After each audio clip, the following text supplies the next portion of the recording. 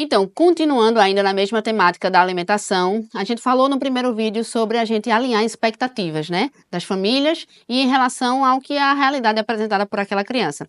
E aí, no segundo momento, a gente precisa fazer o quê? A gente precisa saber, do ponto de vista nosso, né, do profissional de saúde, qual é a diferença, a distinção entre dificuldade alimentar e transtorno alimentar, né? Porque a dificuldade alimentar, ela vai ser assim, qualquer problema que é relatado pela família.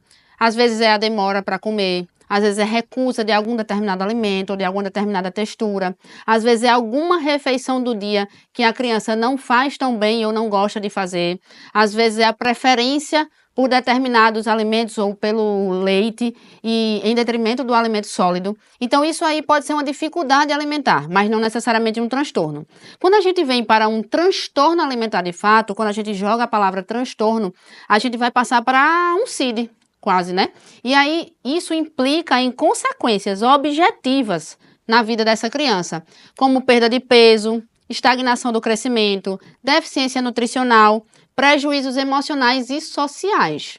Então a gente sai ali de uma criança que está passando por uma fase de ajustes necessários nessa alimentação, alguma dificuldade, mas que não gera de fato uma consequência na vida dessa criança.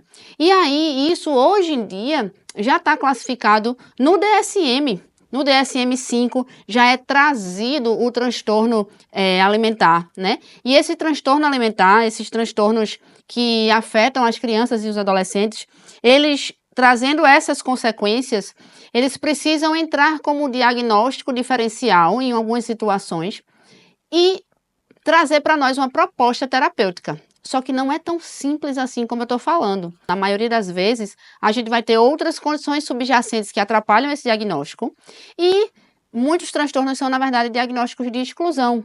Por exemplo, eles requerem uma criança que consegue se alimentar, que sabe se alimentar. Uma criança que tem vontade até, mas que quando vem a comida não come. Ela tem a habilidade, mas ela não come porque ela não consegue. É uma criança que não tem um distúrbio de autoimagem. Ela não se acha mais gorda ou mais magra. É uma criança que não tem essas outras percepções, mas existe ali por trás um transtorno alimentar.